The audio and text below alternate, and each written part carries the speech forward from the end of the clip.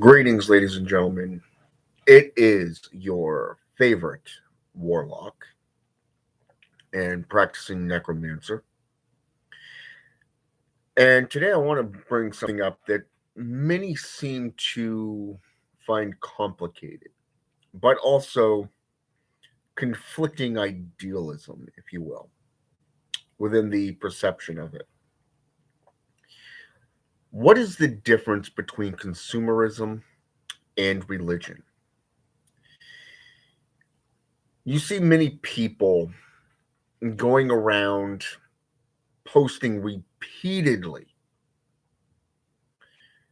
their prices of their services, building these fancy web pages.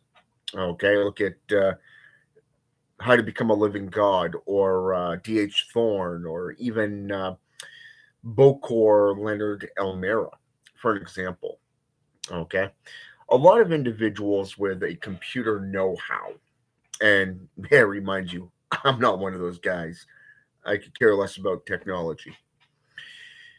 They think it's about being flashy. They think it's about grabbing your attention, so to speak.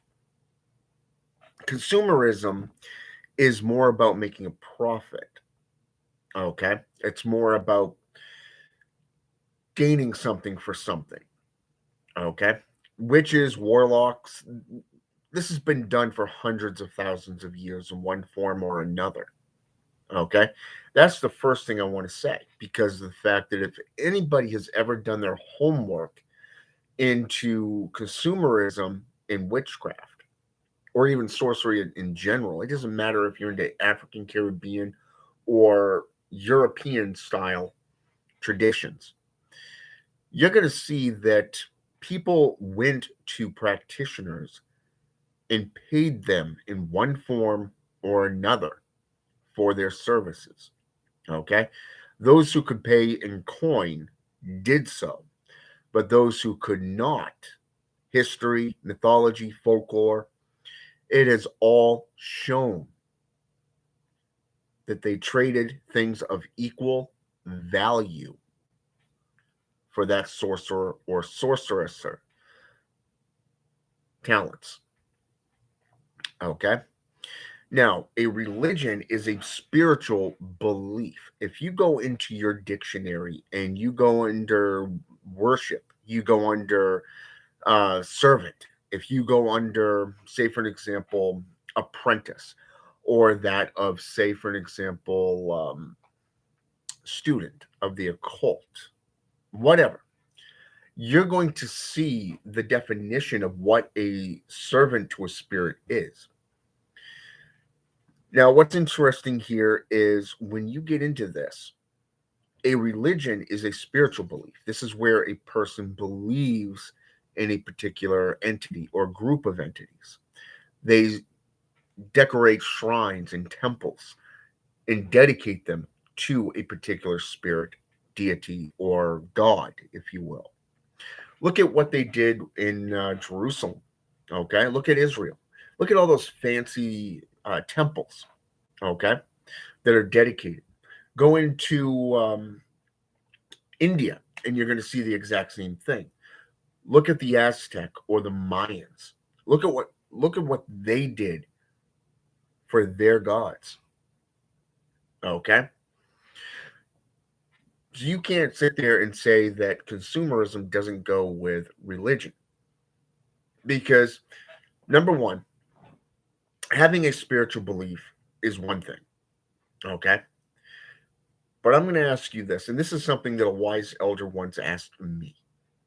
Okay, do you think that your time is valuable? Okay, do you think that you should get paid for your service? You see, your time and your service are valuable. Why? Because number one, it is your time. You're paying, well, somebody is paying you for your time. Second of all, you're using your materials. That means your candles, your powders, your elixirs, okay, your incense. You're using your own product to do a rite and ritual for a client. Don't you think that you need to be compensated for that service? How is that any different than going into a store and being compensated for a product that you sell? Okay. It does not matter if you're buying clothing or you're buying a phylactery. Okay. It does not matter if you're buying a car or you're buying an Amari or a Trebajo. Okay. It does not matter. It is the exact same thing. You are utilizing your product. And in two ways, your client, your customer is shown two things. One, they feel like they got something out of it. And two, by paying you for your service, they can cut ties with you and go their own way. Just like going to a store and purchasing a blouse or a purse, a wallet, a movie. Okay? Same exact thing. They paid for the item, it now belongs to them. Okay? But in this case, they're paying for you to perform a ritual or rite for them. Okay? In the past, long before the JCI, the Judeo Christian institutions, history, anthropology has shown that people would go to a shaman, a necromancer, a boko, even a hungan or mambo,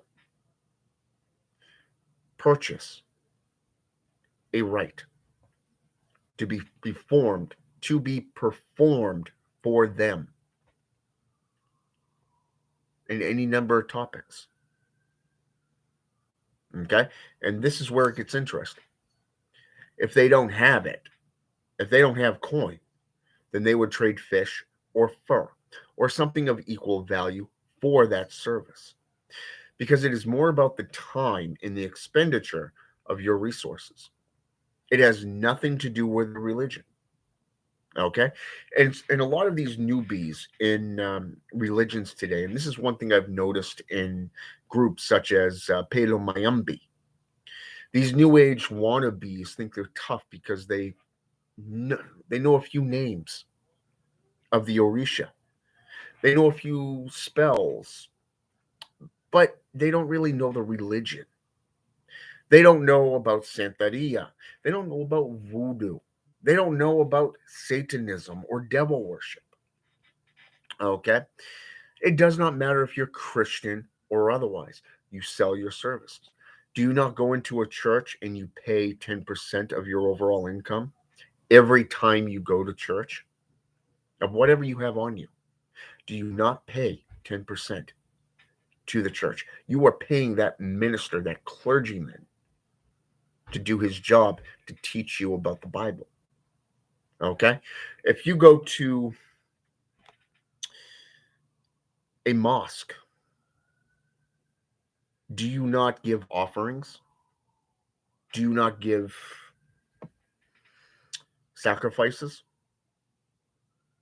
I mean, you look at Hebrew or Jewish customs. Do you know what they do? The difference between worship and offerings?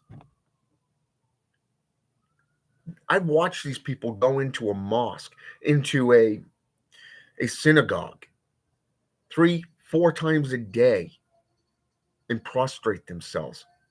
I've watched them, grown men, cry. I've watched them expose their very soul to their God 4 times a day.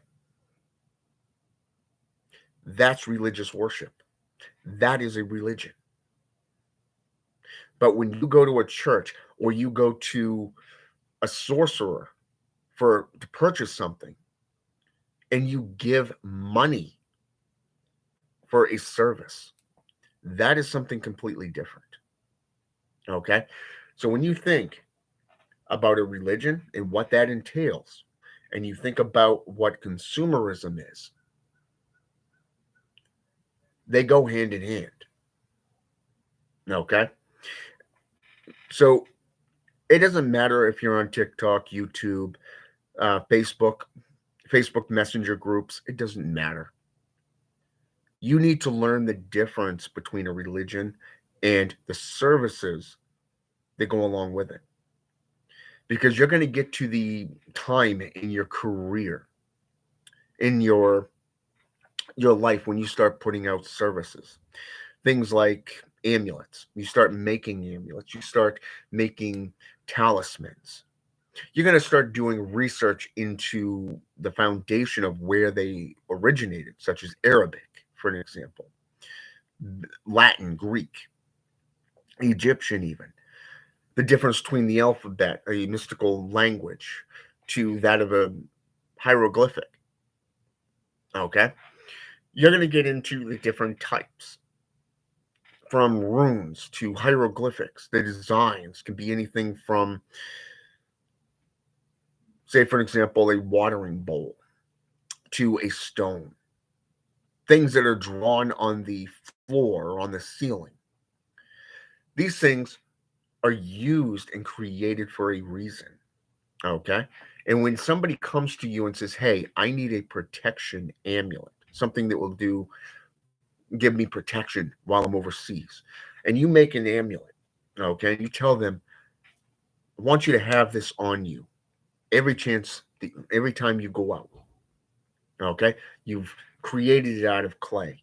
You've added things into it, like, say, graveyard dirt, sulfur, black sand or powder, whatever, your own blood, whatever it is, for the genetic, the materialistic makeup of that item, to where you're consecrating it, you're creating it, and you're charging it. Okay. I find that a lot of times it doesn't have to be this overabundance thing. It's something that is quick and easy to create. Okay. Now you take a look at it.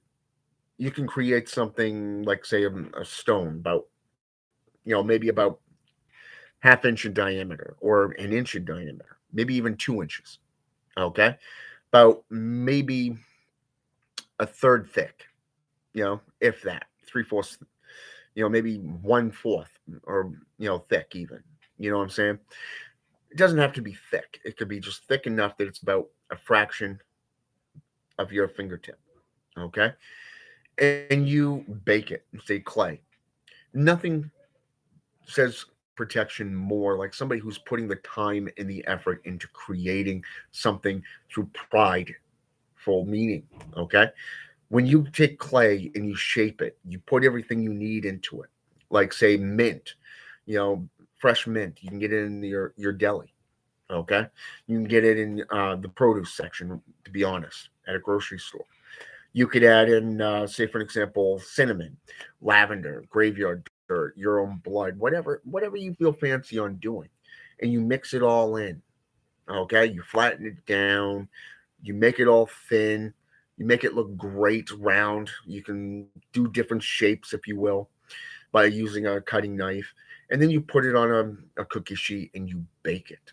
Okay, now there is a clay. The price has actually gone up on that clay. It used to be like $5. Now it's over $10. Okay, at Walmart. It's called oven baked clay, and you can shape it. You can add all this stuff into it. Okay, so right there, that's an expenditure that you are using to help your client. Okay, Black Tower, what's going on, brother?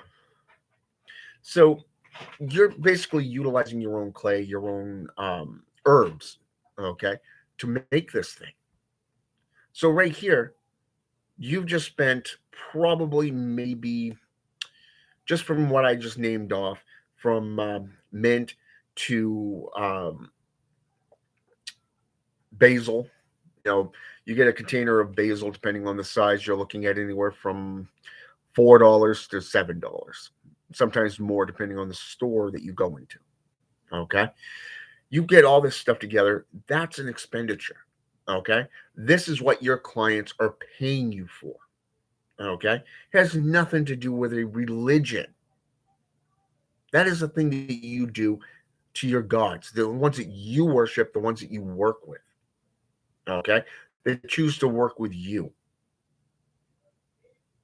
You want them to pay you because that way you're not losing product. You're not being taken advantage of. This way, by them paying you, you are making them feel like they purchased something well. And on top of that, they can sever all ties and go, hey, I purchased this. I got what I asked for. I can go my own way freely. No debts, no nothing. But then you got those who cannot pay. Okay. Therefore, you can barter your soul, their soul. A lot of people, when they hear barter your soul, they think, oh, the devil wants your soul, right? Bullshit. That's a Christian art of fear. That's the fear imitation. Okay. Bartering your soul is just basically the practitioners holding your soul in exchange until you can actually pay for that service. And then the soul is returned to you. Okay. Anybody who's ever done this type of thing, they will know and they can tell you anything you want to know about it. Okay. For an example, I sat down with a guy that basically offers lower prices for certain things like medical or fuel. Okay, works for Ambient. It was like Ambient, something like that. It's a foundation where you can get fuel and medical types of stuff, and you can sell them plans for cheaper. Okay, and there's actually different plans for it. But here's the thing: my son's mother asked him a point blank question, not once, not twice, but three different questions, and he answered it. When she and I were actually getting into pre America at the time, I found out that they were nothing more than a scam. Okay, and here's why. Number one, every time we did a weekly video, it was the same shit every fucking day. Okay, every single meeting, word for word, verbatim. Okay, with this guy, she asked a question, he had the answer. He was well prepared for any answers, for any questions. She liked that. He literally made her feel comfortable with it. Now, I've known this guy for about 6 to 10 years, and I've watched his career grow. I've watched him travel the country, meeting others in the same field. Now, you look at the expenditure that he's doing. You're talking free coffee. You're talking renting a room to have one of these conferences with people around the country. E.A. Koetting actually did a lecture in a hall. Okay. Do you not think that that is a expenditure? So people pay to go see him, right? People go to see a reading by Stephen King, who's reading one of his latest books. Wow. And yet you have an issue with somebody that is selling their services and you're getting a religion mixed up with product. A service is different from a religion. You're paying for a service. That person is doing the service and worshiping in their own religion. Two different things, but they go hand in hand. Christians have done it for 2,500 years. Before that, Zoroastrianism. Before that, you got Stoicism.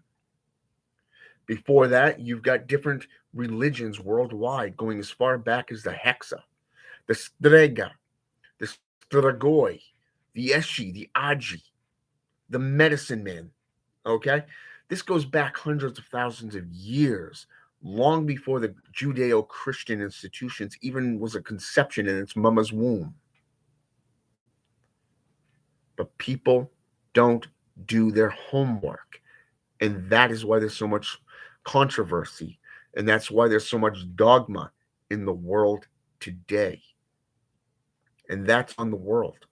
That's on the people because you're stagnant in your studies. You're believing what you're told and what you're led to believe rather than doing your own homework. And that's a fact. Everywhere you go, people are telling you what to think, what to say. Oh, it hurts me that you didn't come to me first. Bullshit. It had nothing to do with you. When former people have been notified, it had nothing to do with you. So why do you want to get involved? Your religion is your religion. When you sell a product, that is of your religion and your spiritual belief, yes, because you're creating phylacteries, you're you're creating spell castings, and you're offering those as services. You are offering them as services. Okay, this is what people are paying you for, not a religion. Do your homework. All right.